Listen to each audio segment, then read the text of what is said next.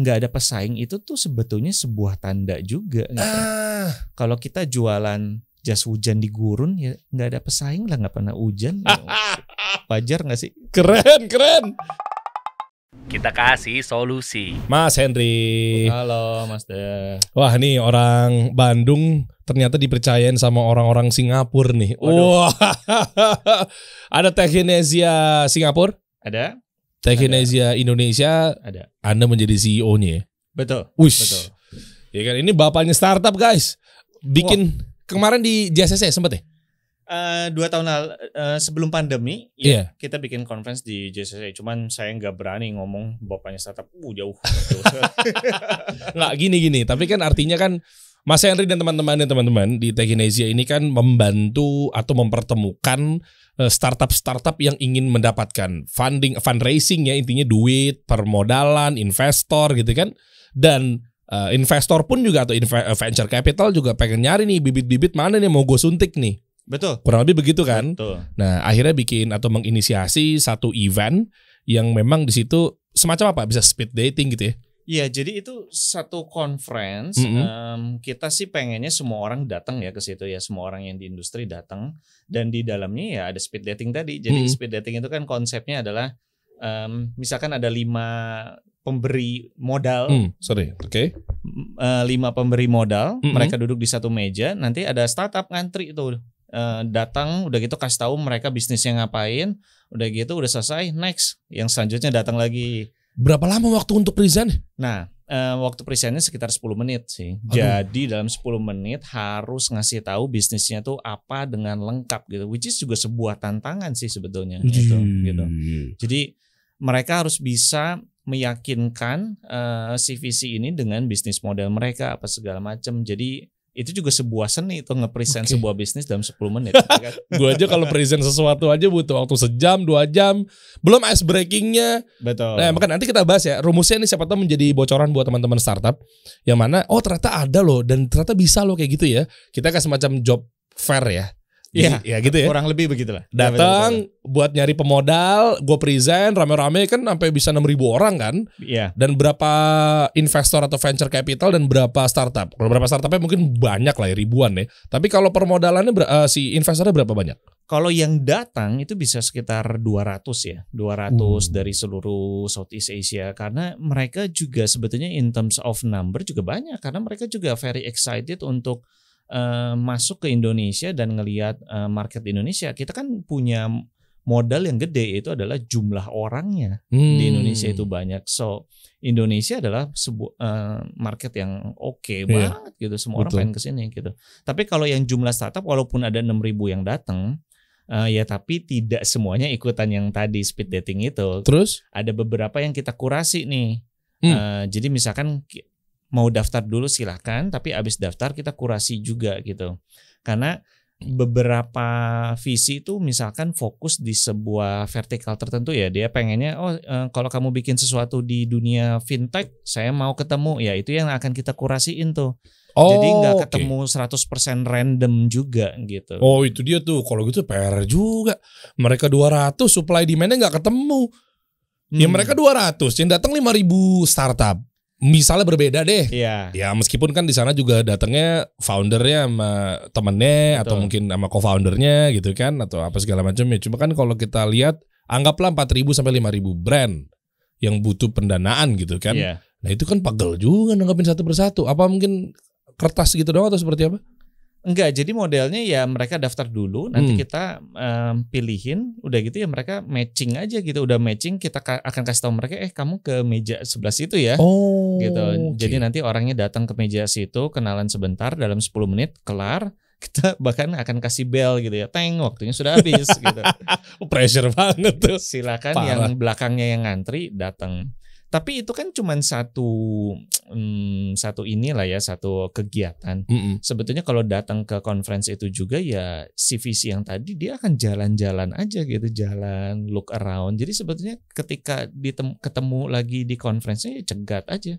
Udah dicegat, introduce secara polite dan kasih tahu bahwa saya ngapain, berusaha untuk memecahkan masalah apa, dan siapa tahu kamu sebagai visi tertarik, ya doorstop aja gitu. Oke, nah tahan dulu ya Mas ya. Intinya ini mungkin ada rumus-rumus atau strategi apa yang bisa dibagikan ke teman-teman startup gitu kan, sehingga begini loh ketika ada conference boleh juga kan di-share kan tekniknya apa, misalnya pembuka pertama tuh ngomongnya apa. Kan buang waktu banget kalau ice breaking terlalu lama misalnya. Betul. Atau mungkin di problem dia ngejelasin tentang lama, atau data misalnya yang dia bawa, apakah butuh laptop kah, atau nanti kita bahas ya. Tapi kita lihat fenomenal ini deh. Coba lihat beritanya. Nih, kalau ngomongin soal startup tuh, ternyata berita terbaru beberapa jam yang lalu, ajaib tuh yang gambarnya lampu Aladin tuh. Itu PHK 67 karyawan. Kok makin bertambah ya, Mas Bro? Nih gimana nih fenomenalnya nih? Belum lagi yang kita berbicara, katanya kalau anak-anak baru lulus kemarin sore gampang dapat duit tuh dari investor ya kan. Nah itu juga kenapa satu pertanyaannya, kok mudah banget kayak kita dulu kuliah bertahun-tahun bisnis, gali lubang tutup lubang, susah juga dapetin investor gitu. Mereka dapat jangan-jangan relasi bapaknya kita nggak tahu ya. Tapi begitu udah dapat duit, apa jangan-jangan kayak begini? Bukan ajaib ya. Ini saya disclaimer dulu ya. Banyak juga terjadi PHK massal startup. Apa jangan-jangan ini nyambung nih kepada yang baru lulus, gampang banget dapetin investor, startup founder, tapi mungkin maaf nih oknum lah saya sebutnya, nggak bisa ngelola bisnis itu sendiri. Yang menghasilkan jadinya PHK massal, bangkrut, taunya bakar-bakar doang, gitulah. Gimana tuh?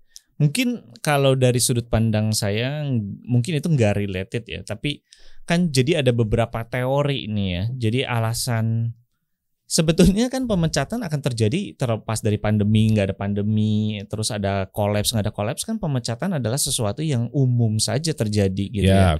Cuman memang momentumnya dimulai dari sebetulnya kan kita udah tahu dari beberapa bulan yang lalu yang gede-gede di Amerika sana kan udah mulai duluan ya kan. Nah, secara teori itu sebetulnya selama pandemi orang kan jadi nggak keluar rumah ya kan. Jadi mereka mulai mengandalkan service online gitu ya. Jadi yang lain tiarap, yang beberapa service online ini malah berkembang ya kan.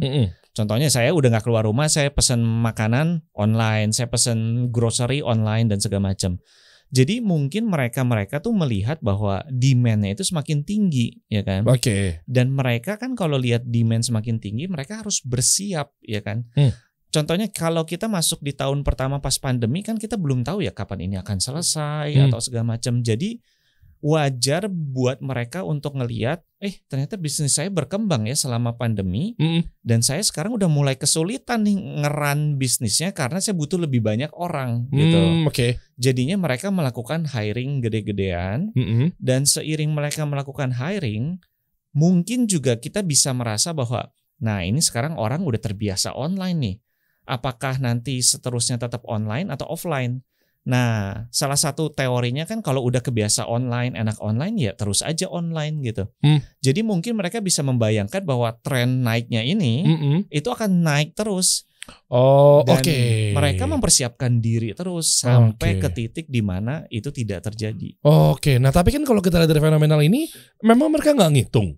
Kalau ya gini ya, mungkin ini memang di luar kuasa kita, tapi kan minimal ada proyeksi yang namanya wabah. Kalau memang tolak ukurnya pandemi ya, yang namanya musibah ya kan insya Allah hitungan matematika manusia ya kan akan hilang. Betul. Masa mau begini gitu istilahnya kan, meskipun ya kalau saya misalnya muslim ya Allah punya kehendak ya terserah dia gitu istilahnya. Tapi kan di sini kan masa sih hiring gede-gedean aja, terus dia nggak ngitung kalau ternyata pandeminya berakhir gimana, kalau ternyata ini gimana gitu. Apakah memang main gas-gas aja tuh gimana?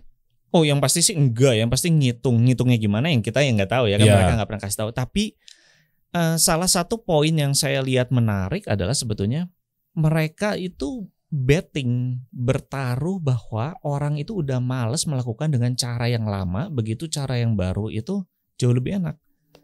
Contohnya misalkan kalau saya bank, saya menikmati fase di mana orang-orang datang ke bank gitu ya. Jadi saya sewa tempat yang gede, CS-nya banyak dan segala macam. Tapi eventually ketika mobile banking udah mulai rame, saya kan akan kehilangan orang yang datang karena ya tadinya harus datang, sekarang nggak harus datang. Behaviornya udah beda. Dan pertanyaan saya adalah, kalau saya sebagai bank, kedepannya saya prediksi apa? Orang balik lagi atau tetap pakai itu ya kan? Keren. Nah, Oke, dapet. mungkin mindset seperti itu yang diprediksi, karena ya jujur aja kalau saya secara pribadi ngelihat, saya udah bisa beli sayur secara online. I think ke pasar lama-lama ya wisata aja kalau lagi pengen ke pasar. Tapi on daily basis saya akan butuh online. Kemungkinan besar sih mereka juga banking di situ ya. Banking dalam artian bertaruh bahwa itu akan menjadi tren baru. Dan ternyata mungkin orang juga bosen di rumah terus. Jadi mereka kembali lagi menggunakan sesuatu yang tadinya online ke offline lagi. Gitu. Oke. Tapi gini, ada juga yang berpendapat mengenai manusia itu adalah makhluk sosial. Betul. Jadi mau dibikinin online sekalipun ujung-ujungnya lo harus touchy ini barangnya. Ya kan, lo harus lihat bentuknya betul apa enggak, atau nongkrong deh. Kenapa sekarang kafe-kafe udah mulai rame lagi? Iya. Ya kan, nah berarti kan ada kalanya bukan berarti semua itu dilakukan secara online, pesan makan apa segala macam, which is itu good gitu. Tapi kan ada juga yang gila men, gue butuh ngobrol lo, gue butuh meeting lo. Nah itu memang nggak masuk hitungan dia, kayak begitu. Nah kalau ya meetingnya secara offline, meeting ketemu sama klien, tapi kan nggak juga melulu lewat Zoom gitu loh maksudnya. Nah tentu aja saya tidak bisa ngobrol atas nama mereka ya, mereka ngitung apa saya nggak tahu. Tapi yang menurut saya cukup umum adalah yang dipakai adalah data. Oke. Jadi kalau datanya menunjukkan X dan tidak ada data lain yang menunjukkan kebalikannya, saya rasa secara umum data itu tuh akan dipercaya gitu, ketimbang sebuah hipotesis di masa depan yang mungkin atau tidak mungkin terjadi gitu. Oke. Jadi pada dasarnya yang kita punya adalah data historis, naik terus nih gitu ya. Tapi bisa jadi loh di masa depan turun. Iya, tapi kan kita tidak tahu itu akan terjadi apa enggak. Tapi menurut data ini naik terus, nggak pernah turun. Nah, ketika kita harus milih, kita milih yang mana? Biasanya sih ya, kalau ngomongin startup tuh dia lebih strict percaya data. Gitu. Oke. Ketimbang feeling. Ketimbang gut feeling. Tapi Jeff Bezos bilang katanya gue nggak pakai data, gue pakai feeling. Gimana tuh?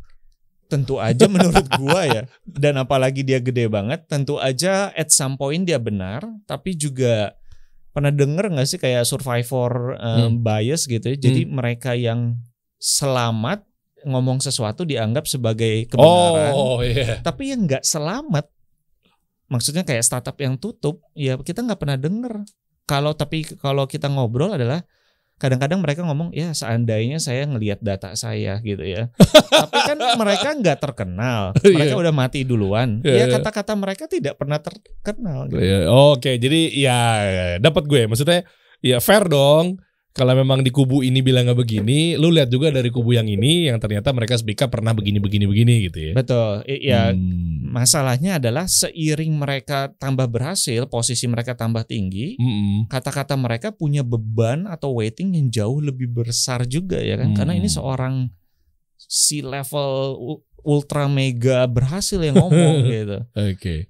At some point juga menurut saya seperti itu sih. Tapi apalagi ini yang saya cukup menarik adalah perusahaan yang udah besar kayak gitu biasanya kan departemennya udah banyak banget ya. Iya, jelas. Jadi walaupun C-level pasti punya keputusan, tapi mungkin dalam pada prakteknya itu tuh kepala divisi beserta seluruh timnya yang akan melakukan eksekusinya, dan disitulah mungkin beberapa tuh difilter lah. Datanya nggak bilang kayak gitu, gimana segala macam bla bla bla. Jadi pakai feeling setelah baca data. Mungkin kerjaan dia baca data sehingga feeling dia nggak kerasa datangnya dari data. Oke. Tapi kan pebisnis juga harus butuh feeling juga ya Mas ya? Definitely. Iya kan? Apalagi kalau di awal-awal ya nggak ada data, lu mau mulai dari mana? Data nggak punya. Iya, ya betul kan? Ya pasti pakai feeling.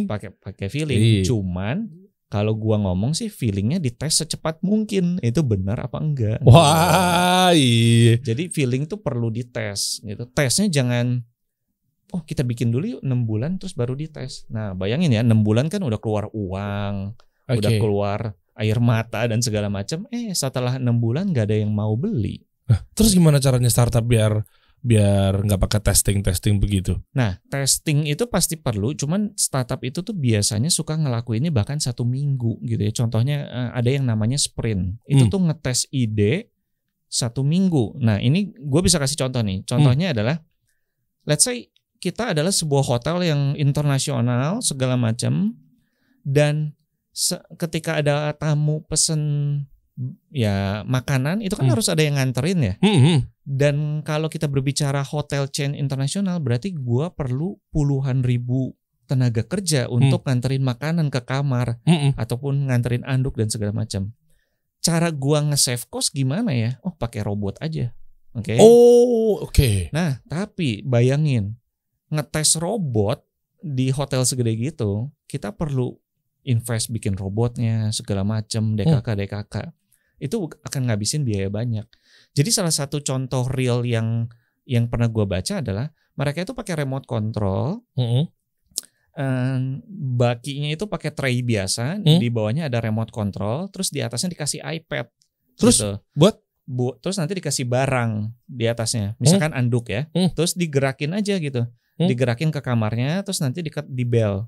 Nah, pas udah dibuka, orangnya kan ada lihat ini apaan gitu ya, robot bukan, ini mah jadi-jadian gitu ya. Terus diambillah si anduknya. Udah gitu di iPad-nya tuh nanti dikasih tahu gimana pengalaman lu dengan experience ini. Nah, dari situ tuh ketahuan orang-orang tuh pada ketawa gitu. Jadi mereka itu happy dan gak ada yang protes. Protes dalam artian, ini kenapa ya ada kejadian ke kamar gua pengennya orang, nggak ada yang kayak gitu. Nah, itu tuh mereka ngetes itu pakai in total nggak sampai 5 juta lah intinya ya kan. iPad bekas atau apa segala macam, tapi mereka udah dapat input gitu. Robot aslinya akan lebih bagus, tapi kan masalahnya adalah ngetes reaksi si tamunya. Iya. Karena bagi hotel tamunya yang penting. Betul. Gitu. Dengan UI begini akan ada UX kayak apa nih? Betul. Percuma lu ngeset misalnya aplikasi dengan interface begini, tampilannya begini, desainnya begini, ya kan di Figma misalnya. Tapi lu udah harus keburu bayar web developer misalnya apa segala macam, itu keluarnya gede banget. Nah, artinya startup sekarang tuh gimana ya? Salah apa enggak ya ketika mereka terlalu jor-joran? Mendingan mereka santai-santai dulu gimana secara produksi atau seperti apa? Mau create produk apapun itu. Daripada dia harus FGD aja bayar sekarang. Focus group discussion, ngeriset bayar. Orang-orang ini datengin. Nah. Terus mulai dari mana nih para startup ini? Itu aja sih sesimpel itu. Mulai dari mana? Oh ya, produknya misalnya. Karena kan pasti kan kalau ngomongin startup biasanya mereka itu pengen banget kalau bisa nggak usah ada competitive landscape. Ini gua pertama. Nggak ada kompetitor. Gua ilmuwan. Apalagi kayak kasus Theranos kemarin kan. Iya. Yang si cewek itu. Berapa tadi? Gue juga baru tahu dari lo sih ininya. Beritaannya tuh apa? Dia di penjara berapa? Kalau nggak salah tuh di penjaranya, ya ini harus gue cek lagi sih. Tapi kalau nggak salah di penjaranya itu kalau nggak 11 tahun, 4 tahun gue lupa. Tapi kan dia ngelakuin ya terbukti melakukan penipuan lah ya, ngumpulin duit dari sana sini banyak sekali. Ternyata ya nggak ada barangnya gitu. Nah itu kan kayak gitu-gitu tuh. Dan mungkin sambil dibuka deh, Theranos. Lihat beritanya coba deh. Dia dengan hayalannya dia bahwa dia bisa menciptakan sesuatu apa tadi? Tes buat darah ya? Iya betul. Untuk mendeteksi kalau nggak salah tuh berbagai macam penyakit lah gitu ya. Jadi ini akan mendobrak banyak medis gitu ya sebetulnya. Tuh ini akhir perjalanan si cantik penipu. Waduh, narasinya pintar banget nih medianya. Udah cantik penipu kayak kesannya kan. Kalau cantik berarti hati-hati nih. Nah ini kan dia ini juga bikin sesuatu tes pendeteksi tes darah untuk mengetahui penyakit-penyakit. Tapi ternyata divaluasikannya sampai 10 billion ya kayaknya. Billion dolar. Itu gua nggak tahu tuh rupiahnya berapa itu. Aduh panjang tuh. Berapa tuh? 15 triliun apa berapa tuh kalau dengan kurs 15.000.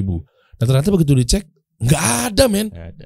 Banyak yang percaya venture capital, investor divaluasikan gue beli deh equity-nya dan lain sebagainya. Tadi aja kalau dilihat udah muka dia udah nongol di mana-mana ya media. Forbes sebagai jenius selanjutnya gitu, standing sama jenius-jenius sebelumnya gitu kan. Cuman ya eventually kalau dari persepsi gua sih yang kayak gini-gini selalu ada lah ya. I mean like mau apapun juga ada selalu orang yang mencoba untuk ngelakuin sesuatu yang nggak benar lah ya. Tapi gua tetap melihat ini tuh bukan representatif startup secara keseluruhan, karena jujur aja kan gua sama lu juga sudah menikmati ya kan produk-produk startup yang benar, yang actually creating value segala macam. Ya tapi sayangnya ini harus terjadi aja gitu. Itu sedikit mencoreng iya, tapi di skala global lah ya, sehingga sebetulnya ini juga pelajaran buat semuanya juga untuk ya lebih hati-hati gitu ya. Sometimes kalau too good to be true, apakah memang too good to be true? Ya mungkin juga iya sih. Iya. Tapi pertanyaannya gini sih, gue nggak menyalahkan dianya dulu deh. Bentar, angle-nya kita rubah nih guys ya. Ya, anggaplah misalnya oke lah, gue sepakat deh sama idenya. Lah berarti kan investor sendiri kenapa percaya? Nah lo, dengan bisnis model yang dia present, dia janjikan.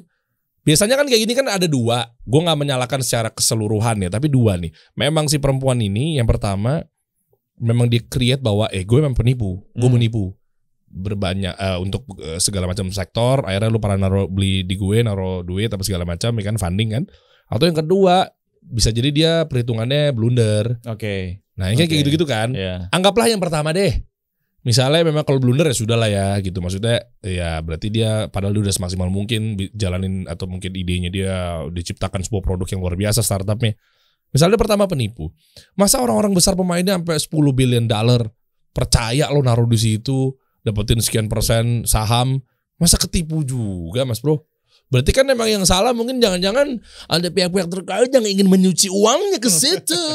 Kalau itu gua nggak tahu, tapi kalau logiknya begini ya. Satu, ini orang juga pasti datang dari sebuah jebolan institusi yang ternama lah ya. Oke. Mungkin Stanford, mungkin apa segala macam. Harvard. Ya, maybe. I don't know, gua nggak baca dia datang dari mana. Kedua, actually sebetulnya dia, kalau kita mah ngomong logik aja ya, dia kayaknya cuman perlu meyakini satu yang punya nama. Let's say yang satu punya nama ini ketipu ya, ataupun percaya dia bisa deliver, yang lain akan tahu karena yang itu aja udah masuk, bro. Social proof, jadi proven. Nah itu gua rasa happening juga sih di sini. Dan lu mungkin jauh lebih ngerti dari gua. Tapi begitu udah numpuk 2, 3, 4, itu kan sisanya lebih gampang lagi. Wah sini semua udah ada di situ gitu. Maksudnya Anda mau bilang kalau saya lebih ngerti berarti saya lebih memahami Ponzi timbang. Saya mencoba mengatakan sosial itu memang lu lebih jago daripada gua gitu. Memang skemanya mirip dengan Ponzi sih. Jual-jual PO keliling. Lihat deh, Henry aja udah naruh di gue loh. Nanti taruh sekian, diputar lagi. Lihat deh, sekarang Muhammad Ismail juga naruh di sini gitu kan, dan seterusnya. Gak lah bro, bercanda. Enggak. Maksud gue itu dugaan gue ya, dia mah nggak gitu ya. Tapi maksudnya oknum banyak melakukan seperti itu. Gue nggak tahu sama si Elizabeth ini ya. Oke lanjut terus akhirnya sampai akhirnya percaya tuh gimana caranya? Selain dari sisi yang tadi misalnya. Satu mungkin dia bisa working on the prototype yang actually possible di level awal. Tapi begitu dia, kan namanya startup nggak pernah langsung kasih janji dalam 1 tahun gue bisa X gitu ya. Pasti kan agak panjang perjalanannya gitu ya. Dan kalau kita lihat yang berhasil, perjalanannya juga panjang ternyata ya, 10-15 tahun. Nah begitu dia peta-petain nih, tahun pertama gue mau deliver ini, tahun ketiga gue mau deliver ini, tahun kelima ke deliver ini. Tahun pertama dia bisa aja deliver apa yang dia janjiin gitu, karena itulah yang possible untuk dilakukan. Tapi masuk ke tahun ketiga itu kan bisa jadi udah mulai ranah nggak mungkin dilakuin.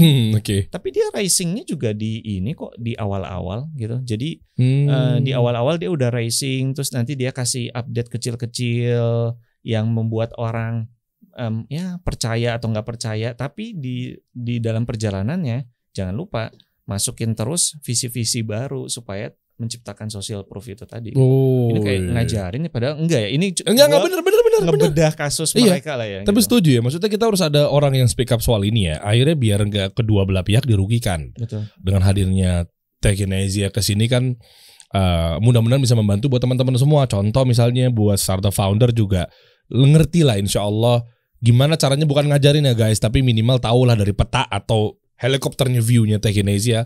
Kayak misalnya, ternyata bikin deck begini loh. Ternyata hati-hati loh, nggak gampang lo jual janji loh. Iya. Ya kan, kayak gitu-gitu kan harus diperhatikan tuh mas. Nah, tadi bro sempat bilang mengenai deck lah ya. Saya kan jujur aja kalau deck mah dicariin internet juga banyak, right? Jadi ya kan cara membuat deck yang baik itu mereka juga kurang lebih oke lah ya. Iya. Cuman yang nggak bisa digantikan adalah ketika present deck itu ya. Itu tuh bagaimana si orangnya itu mempresentasikannya, tapi itu bisa kelihatan dia ngafalin or dia really believe di produknya. Iya, gue baru ngeh lagi ada yang ngepolak banget ketahuan gitu ya. Bisa dilatih. Bahkan gue mungkin apa salahnya kalau dia untuk nyewa orang buat ngelatih dia pitch juga, why not, ya kan? Iya juga ya. Tapi begitu invest, jadi VC itu selalu ngomong ke gua lah ya, yang gua tahu juga mereka tuh invest ke orang gitu kan, salah satunya. Bukan ke company-nya tapi ke si orangnya juga. Oh berarti yang pernah gue denger itu bener dong. Venture capital atau investor itu senengnya sama story foundernya. Satu, dan juga bagaimana foundernya bisa ngedrive visi dia gitu. Oke. Karena tanpa orang itu, ya ide kan cuma ide ya. Kadang-kadang gue suka dengar, aduh gue nggak mau ceritain ide gue takut diambil. Ya gitu itu tahu. Ya. Tapi kan ide cuma ide. Kalau lu nggak punya ide nggak bisa dieksekusi, apa harganya gitu ya. Jadi yang bisa eksekusi itu sebetulnya pegang kunci cukup gede juga sih sebetulnya gitu. Jadi ketika bikin deck, again masalah bikin deck yang baik di internet banyak, di Techinasia juga ada. Dan bisa ditiru. Tapi begitu presentasiinnya, biasanya tuh skakmatnya di masalah atau area yang orangnya nggak ngerti banget. Lah gimana sih tuh foundernya tapi lu nggak ngerti banget gitu. Oh itu yang menjadi penilaian si investor ketika ini nggak beres nih gitu ya. Salah satunya. Yang kedua yang juga ada banyak lah ya, tapi gue yang paling umum dikatakan adalah seseksi apa marketnya. Jadi kalau lu berusaha untuk memenangkan market di satu kabupaten dan lu bangga banget dengan goal itu, kalau ngomongin investor yang pada umumnya mereka akan, kenapa ya lu bangga cuma segitu. Indonesia itu gede banget, marketnya gede banget, think bigger gitu. Jadi kalau lu bikin sesuatu yang ya ini target saya, kota saya, jujur aja itu akan kurang seksi sih sebetulnya gitu. Wah, ini kita bedah aja sekalian gimana nih Mas Henry? Sure. Ya, misalnya yang pertama berarti lo deck juga banyak, mungkin nanti lo bisa langganan juga di Techinasia. Ya, kita kan? Karena banyak artikel-artikel memang yang update seputar startup. Tentunya dengan angle-angle yang secara mengejutkan yang mungkin Anda sulit atau tidak dapatkan di tempat-tempat umum halayak ramai. Ya, itu goal kita. Iya dong. Ya kan, misalnya berita-berita di Google mah banyak. Betul. Tapi ternyata ketika lo masuk di Techinasia web gitu kan, lo masuk ke area member tertentu, terus tiba-tiba lo dapetin satu berita-berita yang mana mungkin berita itu menjadi insight buat lo juga gitu kan. Itu sehingga lo tahu, ya kan, sehingga lo tahu langkah lo tuh, kaki lo mau dibawa kemana. Nanti kita bahas mengenai Techinasia lebih lanjut ya, Mas Bro. Tapi intinya adalah yang pertama berarti deck itu selain memang kita dapat ilmunya dari Techinasia, Google banyak, terus ngapain dong? Berarti kita presentasinya ke siapanya tuh dengan apa? Misalnya kita simulasikan dengan ketika kita ada datang ke conference yang tadi lu bilang ya. Apa yang kita bawa? Itu dulu deh. Ketika misalnya kita berhadapan sama investor. Dan ini mungkin bisa gak ilmunya dipakai ketika kita juga mau private presentasi di kantornya dia apa segala macam? Bisa juga? Bisa. Bisa. Gimana tuh polanya? Awalnya gimana? Jadi kalau nanti di googling itu tuh biasanya akan disuggest untuk punya sekitar 10 lembar, ya kan, 10 lembar deck gitu ya. Basically tuh gue nggak ingat pasti ya strukturnya dari ujung sampai ujung, tapi lebih kepada sesimpel kayak lu mau mencoba memecahkan masalah apa, emangnya itu worth untuk dipecahkan apa enggak, lu siapa dan bagaimana cara lu akan menyelesaikannya. Jadi sesimpel itu aja gitu ya. Simpel tapi tajam loh, itu banyak orang yang nggak tahu, taunya jualan isinya. Ya. Nah jadi kalau lu cerita sama gua banyak juga yang masukin contohnya kenapa lu harus invest di gua, kasarnya begitu ya. Iya. Karena gua punya competitive advantage, belum ada pesaing. Siap-siap aja ditanya kayak nggak ada pesaing, itu tuh sebetulnya sebuah tanda juga. Gitu. Kalau kita jualan jas hujan di gurun ya nggak ada pesaing lah, nggak pernah hujan. Wajar nggak sih? Keren. Ya, gue pernah dapat juga sih terkait mungkin tadi insight lo lebih kuat lah, insightful banget gitu kan. Nah, mungkin ini adalah pembandingnya aja atau mungkin pilihan atau opsi lain. Ketika lo nggak ada competitive landscape, artinya bisnis lo berarti nggak ada pemainnya dan nggak seksi dong. Orang lain aja nggak kepikir dengan bisnis model seperti ini.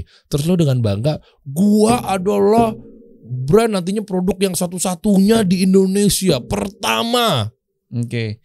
Nah itu kan ada kata-kata pertama ya. menurut gue masih sah kalau nyebut pertama selama ada kedua, ketiga, keempat. Artinya ketika orang lain mulai jump in juga, mereka juga ngelihat, oh iya ya ada pasarnya segala macam. Jadi gue sih nggak ngecilin seseorang yang mulai duluan. Oke. Tapi kadang-kadang tuh akan lebih pintar juga untuk ngelihat sebetulnya pasarnya itu tuh lagi gerak kemana dan ambil langkah pertama. Instead mikir keras tiba-tiba oh iya ya nggak ada pemain di level ini ya. Nah langsung tiba-tiba bikin di situ gitu. Jadi mencoba menciptakan ide dari udara kosong tiba-tiba puff, oh gue mau bikin A gitu. Nah risetnya di mana, siapa pemainnya gitu. Nah contohnya kalau kayak kita lihat kayak mobil listrik, kita mengasosiasikan dia dengan sebuah brand tertentu lah ya. Tapi mobil listrik bukan dia yang penciptain pertama gitu. It goes way back dari sebelumnya. Cuman ada hal yang penting, itu adalah faktor waktu. Di zaman dulu waktunya belum tepat, di zaman sekarang orang sudah rela. For example, rela untuk ngabisin lebih banyak untuk mobil listrik. Makanya itu works. Nah, e-commerce yang kita tahu sekarang yang gedenya luar biasa segala macam, dari zaman dulu juga udah ada e-commerce. Oh iya, ngerti gue. Zaman dulu aja kayak kenapa mungkin bukan berarti Friendster gagal misalnya dalam tanda kutip ya, bukan berarti Live Connector gagal atau MySpace, SoundCloud gitu dan teman-temannya gitu kan, tapi ternyata harusnya riset lebih dalam sehingga zaman waktu itu marketnya udah siap apa belum. Iya. Misalnya salah satunya. Sehingga Mark Zuckerberg dengan kawan-kawan itu membawa satu terobosan ini dengan di waktu yang tepat, it works. Iya. Tapi kalau lu tadi bilang riset waktu yang tepat, sayangnya walaupun gua akan setuju sama lu ya, ya riset lah ya, cari waktu yang tepat. Tapi kadang-kadang kita juga harus mau nggak mau pergi dengan buta sih ya. Dalam artian riset sebanyak apapun tuh nggak bisa ngasih guarantee lah ya 100%. Sometimes lu memang kayak yang lu tadi bilang harus punya gut feelings yang kuat and go. Tapi siap-siap juga gagal karena di masa itu waktunya belum mengizinkan lo gitu. It happens kok. Kita cari aja kayak teknologi yang baru, udah ada banyak pionir yang cuman waktu dulu mereka gagal total. Sekarang ada berbagai macam faktor yang menyebabkan mereka bisa berhasil. Contohnya kalau di Indonesia, dari posisi satu orang kadang punya handphone, kadang nggak punya handphone, ke titik satu orang punya 2 handphone.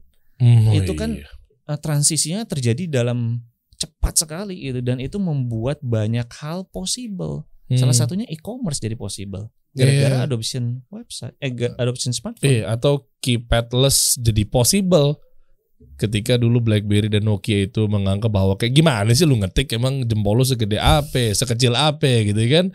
Nggak mungkin lah orang ngetik tapi tanpa keypad. Ternyata ada loh sekarang yang namanya iPhone dan kawan-kawan. Ya, pertanyaan gua adalah, let's say penyebaran smartphone tidak sebanyak sekarang, kayak dulu lah ya, semua beberapa orang pakai smartphone gitu. Apakah e-commerce bisa segede gitu? Ya, mungkin enggak ya.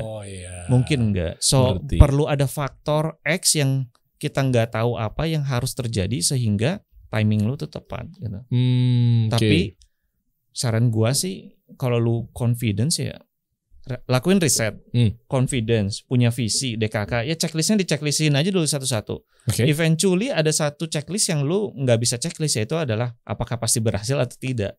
Itu memang nggak bisa diceklis karena lu nggak bisa tahu kan. Iyalah. Mau nggak mau lu coba aja. Betul. Dan pain point juga di checklist. Pain point di checklist. Harus itu ya. Iya. Karena kan itu siapa tahu jebakan-jebakan Batman dari investor yang nantinya akan nanya ke lo. Ketika lah terus kalau gua ini gimana? Biasanya kan gitu tuh jebakan-jebakannya. Terus berarti bisa diginiin dong, berarti bisa di drive dong, berarti bisa begini dong gitu kan. Nah sementara itu kan lu bisa menjawab dari pain reliever lu ketika menemukan pain point. Iya. Tapi menurut gua ini bukan kayak ujian sih, dalam artian kalau lu jawabnya salah, tetot. Oh gitu, oke. Nah, gua nggak tahu ya, gua membawa ini menjadi suasana ketegangan aja sih, karena nilai-nilainya kan gede banget. Oh iya, nanti gua juga mau nanya tuh, apakah memang nanti langsung kucur duit cerut 20 miliar? Seri A, seri B, 400 miliar. Atau gimana sih? Karena kan ini kan juga harus kita telaah dengan seksama nih Mas Bro.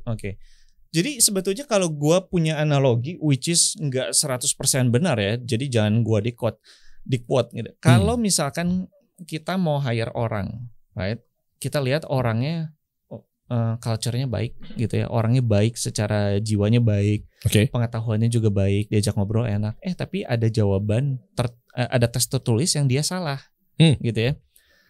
At some point tuh kita bisa ya udahlah, mungkin dia lupa atau mungkin dia apa gitu. Ya udah kita tetap hire aja karena secara kualitas secara umum baik. Oke.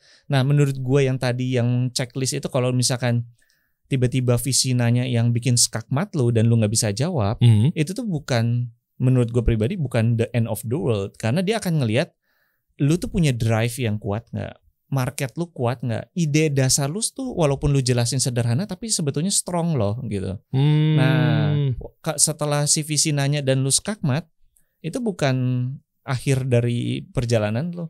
Dia bahkan tetap bisa kontak lu setelahnya gitu. Oke loh, bukannya nanti disangkanya ntar, wah ini mah foundernya nggak bisa solving nih dalam sebuah problem, gimana nih? Kalau misalkan pertanyaannya adalah formula revenue itu apa kurang apa atau apa dia gagal total ya mungkin ya. Iya sih, karena sifatnya konkret ya. Iya, tapi kalau misalkan dia tanya, nanti gimana kalau si A masuk? Kamu terlibas dia, saya belum sampai situ sih sejujurnya. Nah, tapi seorang founder tuh bilang, tapi kalau misalkan kita udah punya strong point gitu ya di value yang kita kasih, kompetitor tuh akan datang and pergi gitu ya. Itu nggak bisa kita kontrol, tapi yang bisa kita kontrol adalah bagaimana kita satu deliver value yang benar-benar berguna buat user kita gitu. Jadinya ada yang masuk, ada yang keluar, kompetitor lu ditanya sama visi skakmat gimana ya, selama lu believe itu ya nggak ada jawaban benar atau salah juga sih. Yang menarik juga kompetitor kita selalu mikir datang dari tempat yang sama, padahal tiba-tiba kompetitor bisa datang dari jebret hal yang berbeda gitu. Contohnya kita gini, Tech Indonesia website ya, kompetitor kita website. Enggak, kompetitor kita TikTok, Facebook, bukan mereka secara company ya, tapi platformnya. Karena orang punya berapa jam sehari dan mereka harus milih, gue mau baca Tech Indonesia atau gue mau buka TikTok atau YouTube gitu. Jadi kompetitor jangan dipandang sebagai yang jualan barang sama aja. Keren. Rebutan itu. Oke. Ya. Terus kira-kira kalau dari sudut pandang investor apa? Biasanya lebih detailnya apa? Kayak tadi kan baru satu dibocorin tuh. Kalau si A masuk gimana gitu kan? Nah ini buat bocoran juga buat para startup founder. Ketika kita mau present, mau itu di acara conference atau maupun tertutup gitu kan, kita datang ke perusahaan dia atau mungkin apalah pitching lah ya. Iya. Apa sih biasa jebakan-jebakan dia? Basically kan nanti kan akan ditanya ya kayak butuh fundingnya berapa gitu. Lu juga harus sudah siap. Oke. Ini anggaplah berarti beberapa persiapan udah kita dapetin. Layak nggak kalau kita bilang langsung tiba-tiba 50 miliar? Nggak gitu juga, atau ada strategi lain? Nah, sebetulnya kan sekali lagi ya, si visi itu akan invest ke orangnya dan visi dari dia, visi ya, venture capital. Nah, mending dipisahin deh, visi sama visi takutnya rancu nih. Gue tahu maksudnya Mas Henry, gue tahu. Oke. Jadi visi lu, gue akan sebut venture capital ya. Visi lu adalah ngegedein ini dan serve ini, dan untuk ngelakuin itu butuh 50M. Nah itu yang lo harus punya, dan lu maju dengan visi seperti itu. Nah tapi dia akan tanya, kenapa lu butuh sebanyak itu? Mau dikemanain nanti duitnya? Gitu. Dan selain mau dikemanain, lu akan butuh berapa lama untuk mencapai yang lu mimpikan gitu. Jadi cara kerjanya bukan saya punya produknya ini, kamu mau invest berapa gitu. Tapi yang lebih strong adalah ini produk saya, ini visi saya, ini yang saya butuhkan. Jadi setegas itu nggak masalah ya? Iya, cuman ya jangan galak-galak. Iya. Nggak, artinya dengan nyebut langsung berapa nominalnya sah ya di situ ya? Iya, itu kenapa kebanyakan itu secara umum ya, ini general wisdom, itu akan kebanyakan bilang, jadi sebelum cari visi ya dites sendiri aja kalau bisa, bootstrap gitu. Nah dia balikin lagi, justru saya sepolos itu baru ide Pak. Saya mau jalan bootstrapping berdarah-darah dari awal juga mau dari mana? Misal ada aja dong startup memang betul-betul 0 rupiah. Ada. Nah itu gimana? Ada yang diinvest ide doang, ada. Itu happening gitu. Saya cuma punya ide ini, diinvest ada juga. Cuman banyak cumannya nih. Contohnya kayak idenya itu datang dari founder yang pernah gagal 2 kali. Jadi kita tahu ini founder pernah punya pengalaman bikinnya, walaupun dia gagal. ketimbang orang nggak pernah bikin. Ya mungkin kalau gue pribadi gue akan lebih takut gitu. Misalkan lu pernah bikin 5 kali gagal terus, lu punya ide baru, gue akan lebih berani kasih ke lu karena lu udah gagal 5 kali. Oh, bukan berarti kitanya jadi nggak pede ya? Harusnya kan lu belajar dari setiap kegagalan. Oh gitu guys mindsetnya. Jadi jangan khawatir, gue pakai analogi misalnya dengan pengecekan yang lainnya, BI checking misalnya. Wah, jangan-jangan di BI checking gue udah rusak banget sama gue nih, udah merah nih. Berarti gue kalau present sesuatu, bentar, gue cek dulu. Deriansa, dia aja gagal. Enggak kayak gitu banget dong untuk investor. Iya, enggak. Gagal itu part of the journey-nya. Gitu. Okay. Part of the journey-nya.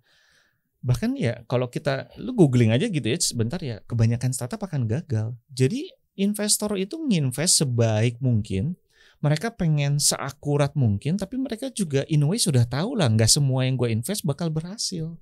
Gitu.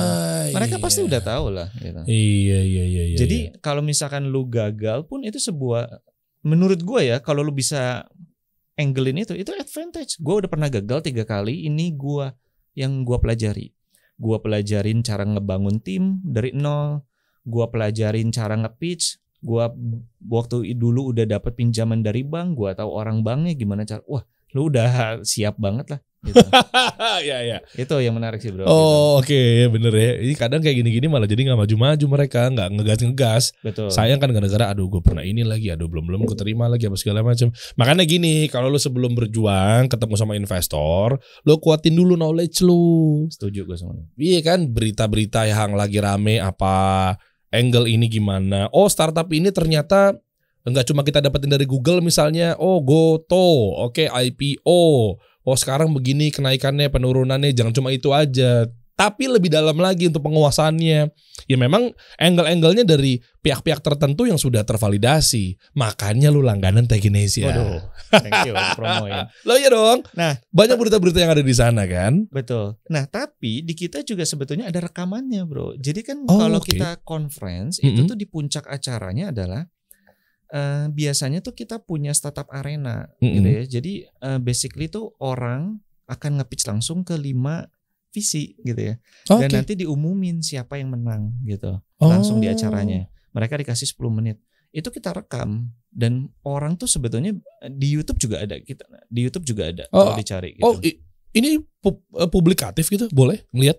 Ada beberapa yang kita publikasi, ada beberapa yang kalau misalkan ikut conference kita itu bisa lihat videonya gitu.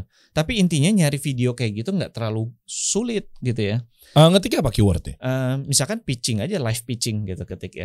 Live pitching. Nanti tuh akan dikasih lihat rekamannya, cara pitching gimana satu, terus kedua adalah biasanya ditanya apa gitu.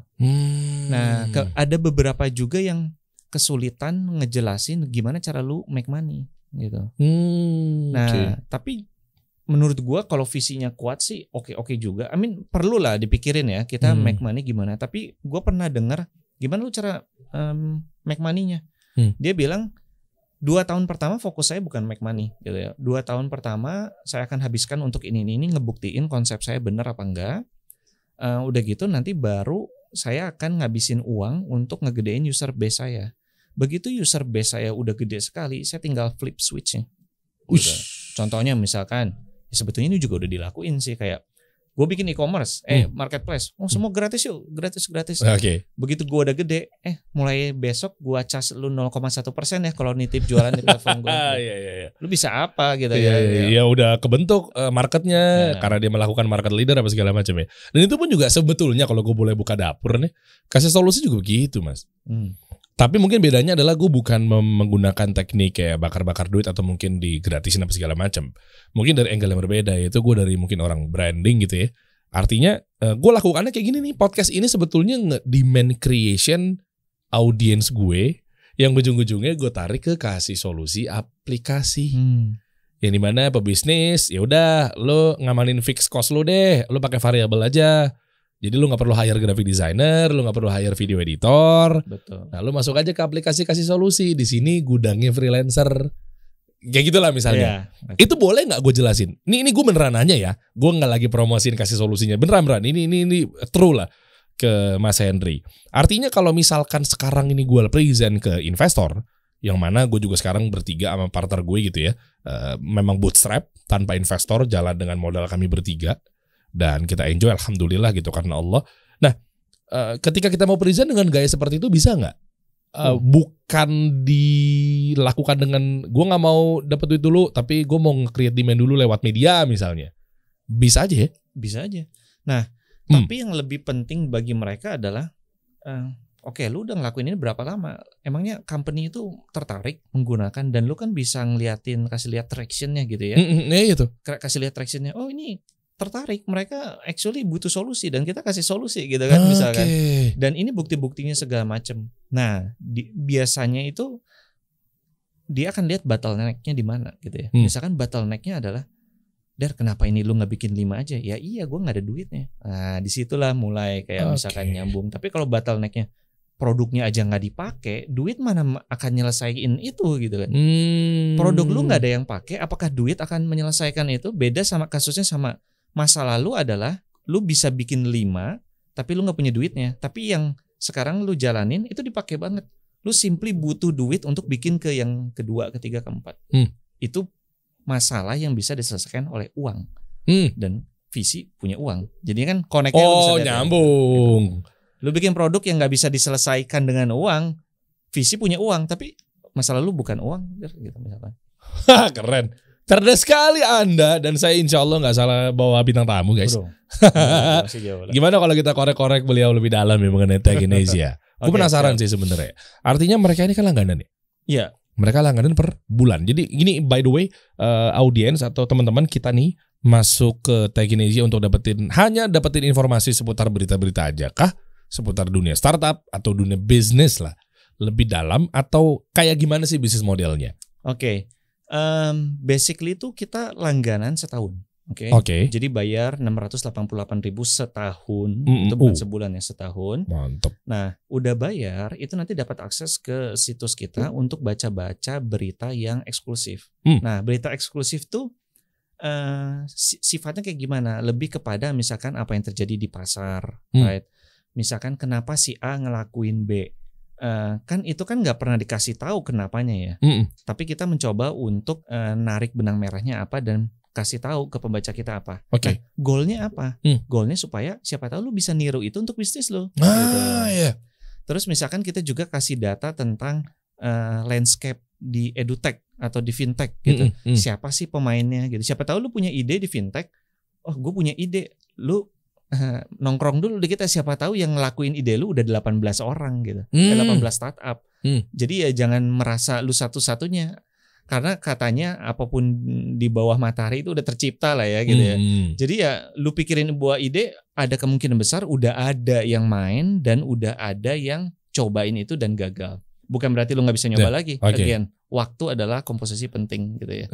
Nah, tapi lu juga bisa pelajarin ya secara umum itu keadaan industrinya seperti apa gitu ya. Nah, itu yang pertama. Yang kedua adalah kita punya conference yang tadi kita obrolin itu ya. Di conference ini tuh biasa berbayar, tapi kalau udah jadi pelanggan kita itu akan langsung dapat akses tuh ke kedua conference kita. Coba kita ukur value-nya nih. Biasanya berbayar kalau gue misalnya belum langganan di Technesia. Berapa gue bayar untuk masuk ke sebuah events yang memang di situ gudangnya investor atau venture capital yang memang mencari brand untuk dia suntik gitu kan. Dan ternyata gue butuh juga nih masalah yang harus diselesaikan dengan uang. Gue mau masuk dong. Berapa gue bayarnya? Nah, tahun ini, tahun depan kita mau lakuin secara offline. Jadinya gue akan jujur aja sih pricingnya walaupun kita udah coret-coretan belum kita bisa kasih tahu secara fix lah ya, costnya kayak gini. Tapi yang gue udah pasti kasih tahu adalah dua conference itu kalau dijumlahin ya pasti lebih gede daripada langganan gitu. Jadi langganan lu dapat insight, dapat akses kedua conference kita. Gitu. Berarti bisa kalau bayar gue masuk ke dalam misalnya 1 jutaan dong, bisa? At some point di titik sebelum pandemi iya. Kita pakai yang berlalu aja ya. Biar enak kan udah memang udah terjadi gitu kan. Kita ngomong post event. Berapa waktu itu harga tiket masuknya conference yang dibikin sama Technesia untuk mempertemukan antara startup dan investor? Jadi itu range-nya dari 600 sampai 1 juta lebih, tergantung se-early apa lu belinya gitu ya. Jadi kalau misalkan begitu kita buka lu beli ya makin murah, tapi mendekati hari akhir makin mahal. Tapi price list kita itu biasanya di angka dulu sebelum pandemi dan segala macam 1 jutaan. Ya. 1 jutaan berapa hari? Itu 2 hari. 1 jutaan 2 hari. Tapi kalau lu langganan 688.000 setahun.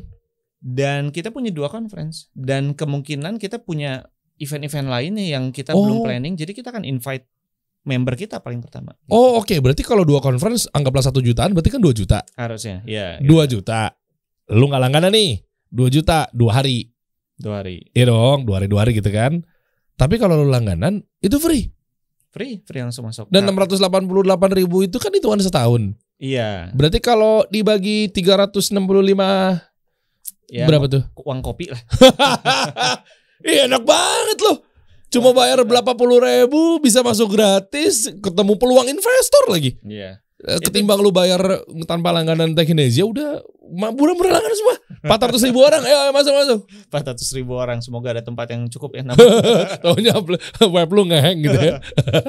Militan nih audiens gue nih, keren nih my bro nih. Iya kan informasi yang luar biasa di situ. Iya. Kadang-kadang tuh kesempatannya adalah ini gue bukan kayak promo-promoin tapi memang ya kalau lu lagi nyari funding ya sering-sering lah datang ke acara-acara kayak gitu ya. Iya. Perluas network, belajar. Mungkin lu juga belum di tahap yang ready, ya inilah tempat untuk cari mentor juga salah satunya kan. Iya. Gitu. Cari mentor juga penting kan. Gitu. Iya betul. Ya mungkin terdekat lo bisa datang ke 360 Business Blueprint lah. Okay. Gantian gue yang jualan gitu ya. Siap. Jadi buat teman-teman misalnya lo pengen tahu lebih lanjut gitu kan nyusun blueprint lo selama setahun. Nah, jadi lo tinggal cek aja, lo tinggal tebus aja blueprintnya dari sudut pandang C-level dengan berbagai macam departemen. Enak banget tuh. Ada di situ kan ada insya Allah ada gue juga, ada Coach Rene di bagian HR gitu kan atau Human Resource, ada juga Muhammad Ismail, Coach Yusak gitu kan, ada insya Allah Dr. Indrawan Nugroho, ada Coach Andik ya, dan lain-lainnya. Nah dari berbagai macam sisi tuh.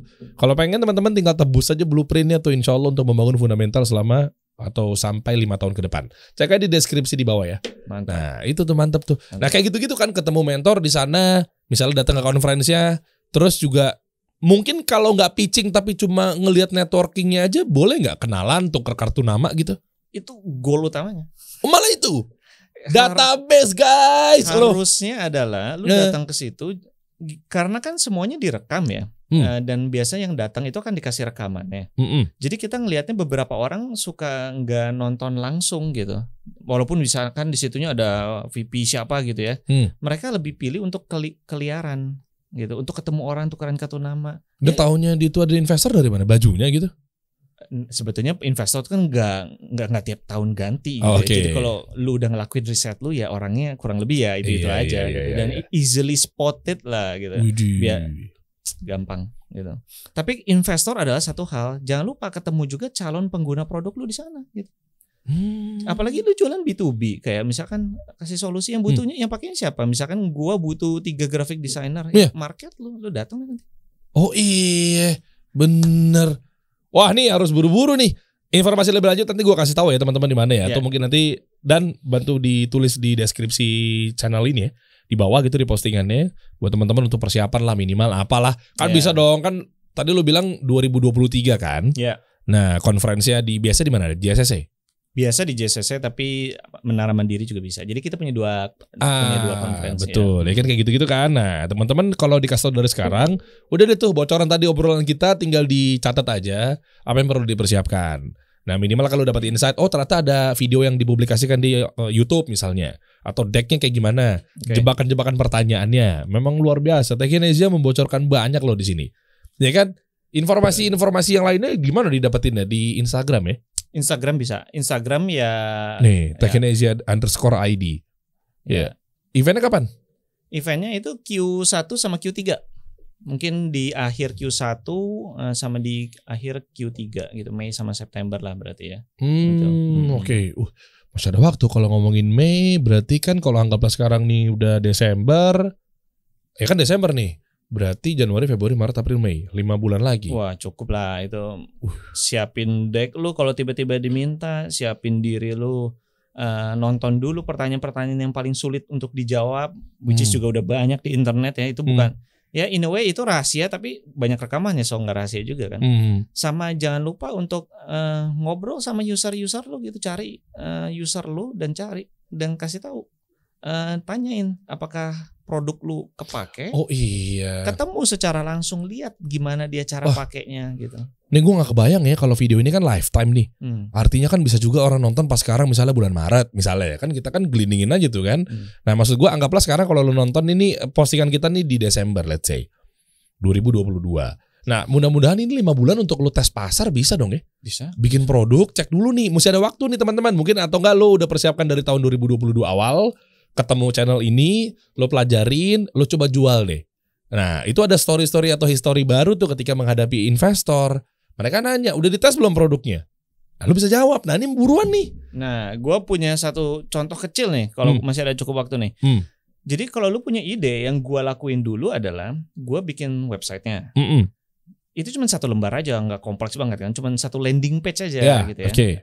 Terus gue bilang kayak gini di depannya, ini adalah A. A itu bertujuan untuk mempermudah lu dengan cara B. Lu tertarik nggak? Masukin email lu di bawah ini. Oke. Nah itu gue abisin let's say 1 juta iklan gitu ya. Ya 1.500.000. Gue simply mau lihat yang email ke collect berapa gitu. Oke. Lu bayangin kalau yang ke collect 0 gitu, kayak buat apa lu bikin duluan gitu. Gitu. Let's say kalau yang ke collect ternyata 500 email. Ya tetap jangan lu bikin dulu. 500 emailnya ini lu kontak. Bro, lu punya nggak waktu? Gue minta waktu lu dong 30 menit. Nanti gue kasih Starbucks atau apalah gitu ya. Terus nanti tanya, gue mau bikin ini gini. Menurut lu gimana? Gitu. Minta pendapat langsung dari orangnya gitu. Karena sering banget dibantai sama orangnya kayak, kan udah ada itu. Aduh ngenes sakit. Enggak kayak gitu, soalnya gue nggak mungkin gini. Oh iya juga ya. Aduh. Lu bikin duluan lagi. Nah cara-cara pinter kayak gitu tuh jangan lupa dilakuin. Banyak tuh yang nyerang kasih solusi untuk hal yang positif ya. Ada juga ketika kita coba tes ke teman. Kita ngomongin aplikasi ya di luar dari media podcast ini ya. Kayak misalnya berarti aplikasi. Berarti kalau si user itu nanti ngedrive, bypass, potong kompas, nggak pakai aplikasi lo gimana? Bisa dong mereka transaksi di luar aplikasi lo. Nah insya Allah gue udah punya jawabannya tuh. Nah karena mungkin preparation kan. Nah kayak gitu-gitulah gitu. Tapi kalau memang misalnya belum ada lo nggak prepare, hati-hati tuh gawat tuh. AO depan mereka keukur. Oh begini doang nih kredibilitas foundernya nih. Nah lu juga bahkan kan bisa nemuin jawaban tadi kalau lu ngobrol sama user lo kan. Iya itu maksud gue. Kita FGD berapa kali dan ya? Waktu zaman-zamannya kita 2 kali ya. Focus group discussion sama user. Mantap. 2 kali. Itu pun juga 2 sisi, Mas. Yang pertama dari sisi supply, si freelancernya which is. Yang kedua dari sisi usernya. Betul. Lu gimana? Nah kita tanya, lu gimana begini ke usernya, freelancernya, lu gimana begini. Nah, dia nanya tuh, ini sesimpel gini aja. UX-nya nggak menarik, gue dapatnya ketika masukin ke keranjang. Kalau Shopee kan tung. Kalau Tokped kan bep gitu kan. Itu aja masalah gitu loh. Belum lagi yang masalah drive, bypass gitu. Itu tuh. Ayolah guys, biar kita ngebut nih para startup nggak juga ujung-ujungnya ya walaupun itu juga udah di luar kuasa kita kayak lu PHK, bangkrut kan minimal lu meminimalisir kayak begitu gitu kan. Iya. Luar biasa. Ada yang mau tambahin Mas Henry untuk startup kita di Indonesia nasib ke depannya? Karena kan Anda seperti nanti akan menjadi menteri startup kan untuk 2024 kan. Oh, jauh. Masuknya di mana sih menteri UMKM ya kalau gitu ya? Nggak juga ya. Banyak inisiasi ya, Kominfo juga punya banyak inisiasi digital segala macam.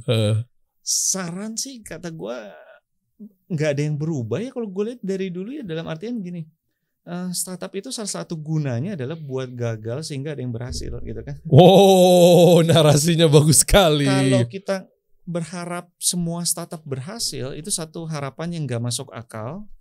Tapi kalau kita bikin startup dengan gue pasti berhasil nih, itu juga sebuah mentality yang menurut gue nanti takutnya terlalu kecewa kalau lu gagal, dan yang gagal banyak sekali. Yang udah gede aja event yang udah itu besar-besar. Kita nggak usah ngomongnya PHK, ini mah mungkin bukan berarti mengecilkan dan menggampangkan ya. Masih standar lah, perusahaannya masih hidup gitu ya. Yang benar-benar tutup blas banyak loh, udah gede banget. Ya apalagi waktu pandemi. Gitu. Jadi saran gue adalah buat startup lakukan apa yang lu biasa lakukan, cuman ya be mindful juga terhadap khususnya kayak pandemi. Pandemi itu dapat terjadi dan akan terjadi lagi gitu ya. Gue bukannya kayak meramalkan apa, tapi terjadinya itu bukan dalam bentuk pandemi. Kalau kita lihat ke belakang itu ada aja resesi, ada aja pandemi, ada aja apa gitu. Kita selalu menemukan sesuatu yang bikin ekonomi itu lemah gitu. Menurut banyak ahli itu akan terjadi lagi. Bentuknya apa nggak tahu.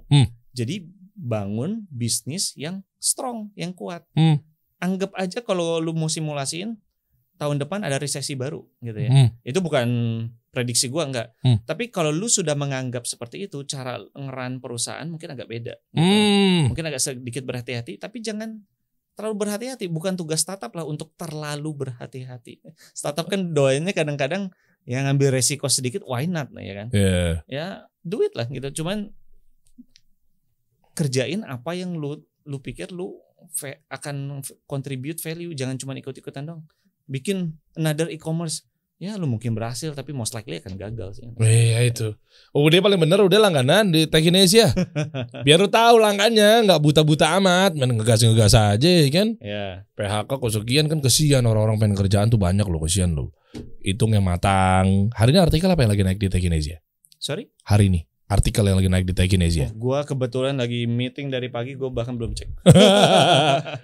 Nanti dicek aja. Nanti tinggal disalahin aja. Kok gue gak keterima sama investor sih? Gak tahu, gue bacanya di Techinesian ya. Jangan. Kita kasih solusi.